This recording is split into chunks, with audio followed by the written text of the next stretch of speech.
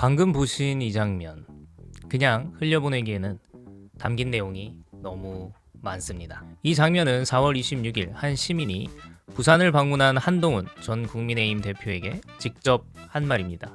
맥락을 잘 모르시는 분들이 보시면 저 시민 왜 저렇게까지 하지? 하고 의아해 하실 수도 있을 것 같은데요.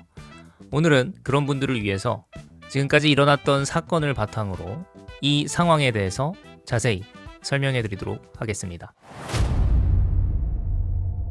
먼저 올해 초로 돌아가 보도록 하겠습니다. 2026년 1월 한동훈 전 대표는 국민의힘으로부터 제명 처분을 받았습니다. 당내 조사에서 가족 명의를 활용한 당원 게시판 조직적 게시 의혹이 당내 조사에서 제기되었고, 이를 근거로 최고위 의결을 거쳐 제명이 최종 결정됐습니다. 제명은 당이 내릴 수 있는 최고 수위의 징계입니다. 탈당 권유나 당원권 정지와는 차원이 다르죠. 그리고 제명 이후 5년간 재입당도 금지된 상태입니다.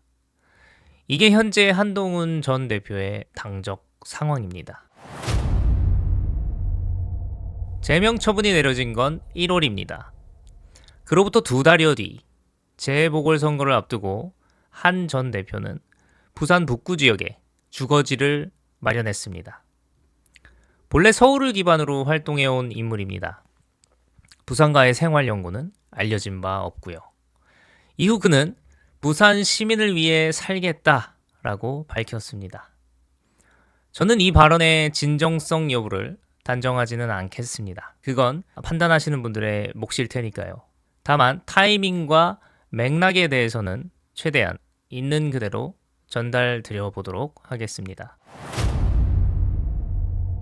우리는 무소속 출마가 갖는 현실적인 한계점도 반드시 짚어봐야 할 것입니다. 당의 조직, 예산, 인프라 없이 선거를 치러야 합니다.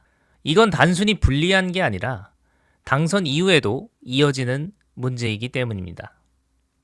국회에서 단독 무소속 의원이 할 수 있는 것에는 한계가 있습니다. 교섭단체 구성 요건은 20석입니다. 상임위 주도권, 법안 발의 및 통과, 예산 심의 과정에서 소속 정당이 없으면 구조적으로 목소리를 내기 어렵습니다. 물론 한동훈 전 대표의 경우 일반적인 무소속과는 다른 변수가 있습니다. 국민의힘 내부에는 소위 친한계로 불리는 의원 그룹이 여전히 남아 있습니다. 이들과의 비공식 연계를 통해 원내에서 일정한 영향력을 행사할 가능성은 물론 있습니다. 다만 여기서 또 다른 문제가 생깁니다. 제명된 전 대표와 당내 친한계 의원들이 공개적으로 연대하는 구도가 만들어지면 이는 국민의힘 내부의 또 다른 분열로 이어질 수 있습니다. 당이 공식으로 제명한 인물과 현역 당 의원들이 손을 잡는 모양새가 되기 때문입니다. 결국 이 구조 안에서 한동훈 전 대표는 본인이 밝힌 것처럼 지역의 일꾼으로 활동하기보다는 본인의 정치적 재건에 집중할 수밖에 없는 구조적 상황에 놓여 있다는 점은 부정하기 어렵습니다. 부산 북구 시민의 입장에서는 지역을 위해 일하는 의원을 뽑을 것인지 아니면 누군가의 정치적 재기를 위한 발판을 제공하는 건지 냉정하게 따져보셔야 할 부분입니다. 이번 재보궐선거, 국민의힘 입장에서 보면 상황이 결코 단순하지 않습니다. 제명된 전 대표가 같은 지역구에 무소속으로 출마하면 보수 성향의 표가 분산될 가능성이 생깁니다. 선거 결과에 따라서는 보수 진영 전체에 불리한 구도가 만들어질 수 있습니다. 정치권 일각에서는 이 상황이 결과적으로 보수 분열을 야기할 수 있다는 그런 우려를 내놓고 있습니다. 여기서 한 가지 질문을 드리고 싶습니다.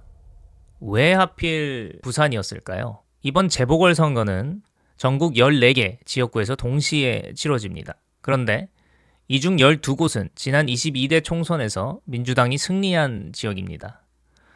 보수가 현실적으로 당선을 노릴 수 있는 곳은 사실상 2곳에서 3곳에 불과합니다. 울산 남구, 충남, 그리고 부산, 북구 갑. 한동훈 전 대표는 그 중에서 부산을 선택했습니다. 대구는 아시다시피 보수의 당선 가능성이 가장 높은 곳이지만 재보궐 지역구가 없습니다. 울산이나 충남은 연고도 없고 인지도 면에서는 부산만 못합니다. 결국 보수 후보로서 당선 가능성이 있는 지역구 중 본인의 전국적 인지도를 가장 잘 활용할 수 있는 곳이 부산, 북구였던 것입니다. 저는 이것이 나쁘다고 단정하지는 않겠습니다. 정치인이 당선 가능성을 계산하는 건 당연한 일입니다.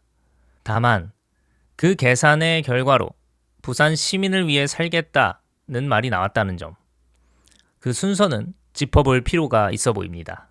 다시 처음 장면으로 돌아가 보겠습니다. 항의하는 시민 앞에서 한동훈 전 대표는 차분한 태도를 유지했습니다. 그 장면이 미디어에서 유통되는 방식도 우리가 한번 생각해 볼 필요가 있습니다. 정당한 문제 제기를 한 시민이 감정적으로 보이고 상대방은 침착하게 보이는 구도. 이런 프레임이 반복되면 문제 제기 자체가 묻힐 수 있습니다. 마치 문제 제기를 한 시민이 감정적이고 이상한 사람으로 포장되어 버리는 것처럼요. 이미 인터넷상 기사나 유튜브 영상 등의 댓글들을 보면 그런 반응들이 속속들이 보이더라고요. 어떤 장면이 어떻게 편집되고 유통되는지 그 구조를 볼 줄 아는 것도 유권자의 역할이라고 생각합니다. 영상을 마무리하겠습니다. 부산은 오랫동안 보수 정치의 중심이었습니다. 그만큼 부산 시민의 표심이 정치적 계산의 대상이 된 경우도 적지 않았습니다. 오늘 전달드린 내용, 제명의 이유, 이주 타이밍, 무소속의 현실적인 한계, 표 분산 가능성, 그리고 왜 하필 부산인지 이 5가지를 기준으로 각자 판단해 보시기를 부탁드리겠습니다. 여러분은 이 상황 어떻게 보고 계십니까? 댓글로 여러분의 의견을 남겨주시고 영상이 좋으셨다면 구독과 좋아요도 부탁드리겠습니다. 감사합니다.